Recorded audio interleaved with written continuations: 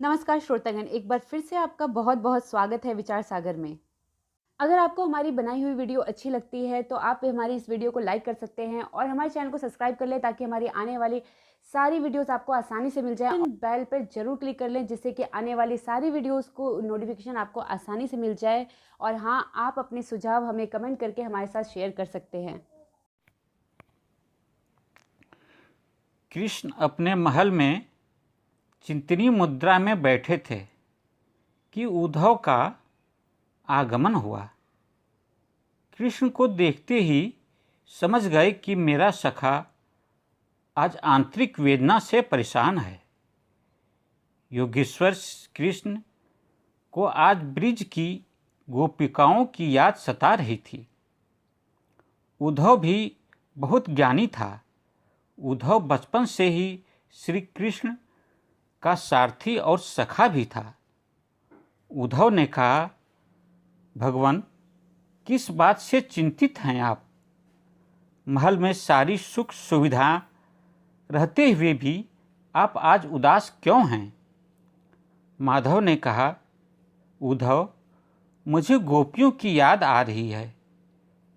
उद्धव ने कहा, आप क्यों गोपियों से इतना अधिक प्रेम करते हैं?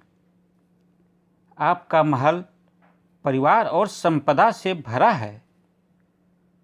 उद्धव, तुम नहीं जानते कि वो कितनी याद करती हैं।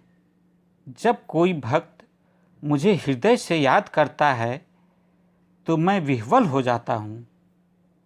तुझे देखना है कि कौन कितना प्रेम करता है जगत में। उद्धव ने कहा, हाँ, एक काम करो तुम, मैं पेट दर्द का बहाना बनाकर लेट जाता हूँ और तुम सबों से कहना कि कृष्ण के उदर में दर्द है। अगर कोई नारी अपने चरण रज पिला देगी तो दर्द ठीक हो जाएगा, लेकिन एक शर्त है कि जो पैर धूली जमुना के जल से धोकर देगी उसे नरक जाना होगा। उद्धव आदेश पाते ही सर्वप्रथम महल में रुक्मणी, जामवंती और सत्यभामा के पास गए। उद्धव ने बताया, आज माधव के पेट की दर्द से छटपटा रहे हैं। तो रुक्मणी ने कहा, जाओ जल्दी से किसी वैद्य को बुलाओ। उद्धव ने कहा, वैद्य ने कहा है कि एक टोटका करना होगा।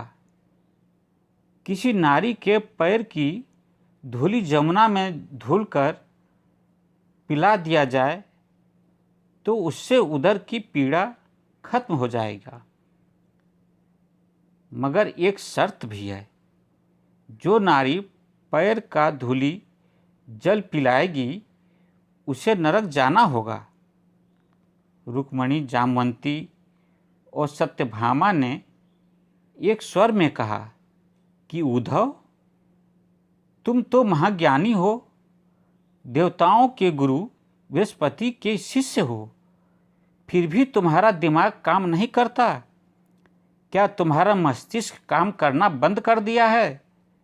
क्या तुम नहीं जानते कि एक सुयोग्य नारी अपने पति को अपना चरण रज कैसे दे सकती है या पिला सकती है? ऐसा घृणित कार्य कैसे करूंगी? हमें नरक का भोग भोगना होगा। जाओ उद्धव, जल्दी ही किसी अच्छे वैद्य को बुलाकर दवा दिलाओ ताकि पीड़ा जल्द ही खत्म हो जाए। उद्धव कृष्ण के पास लौटकर आया और सारा वृत्तांत सुनाया। कृष्ण ने कहा, उद्धव, अब ब्रिज जाओ। मेरा दुख गोप और गोपिकाओं को बताना। उद्धव ब्रिज गया तो देखा कि गोपियां अपने श्याम के वियोग में आँखों से आंसुओं की धारा बहाती हुई आ रही है।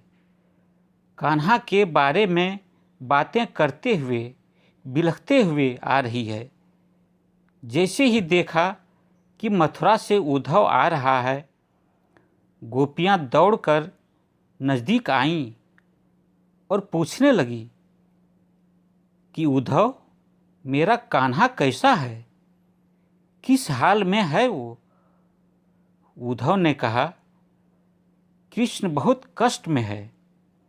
सुनते ही हाथ से मटकी गिर गई, होश उड़ गए, शरीर की सुधि बुद्धि जाती रही, मानो किसी ने शब्द भेदी बाण चलाकर सीने को छलनी कर दिया हो। सभी सखियां अपने आप को संभालते हुए बोली, जल्दी बताओ, चुप क्यों खड़े हो, क्या हुआ मेरे कान्हा को? उद्धव ने कहा, कृष्ण उदर की पीड़ा से बहुत परेशान है। गोपियों ने कहा, मेरे कान्हा की पीड़ा और मेरे श्याम के कष्ट के निवारण के उपाय बताओ। उद्धव, उस पीड़ा का उपचार क्या है, कैसे ठीक होगा मेरा मोहन? उद्धव ने कहा, अगर किसी नारी के पैर की धूल जमुना जल से धोकर पिला दिया जाए तो उनको कष्ट से मुक्ति मिल जाएगी।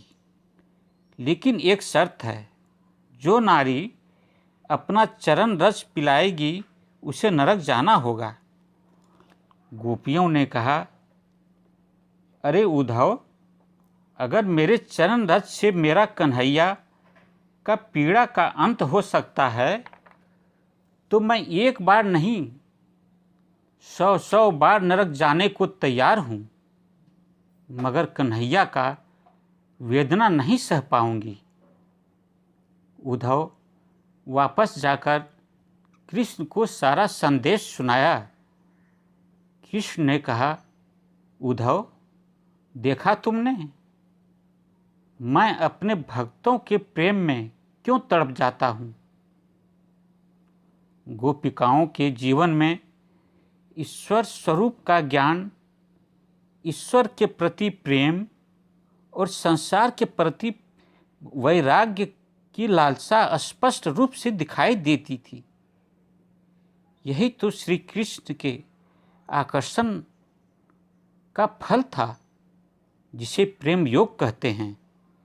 ईश्वर को पाने के लिए सबसे सरल उपाय है प्रेम योग। आप सबों का बहुत बहुत धन्यवाद। गड़बड़ाया है थोड़ा सा।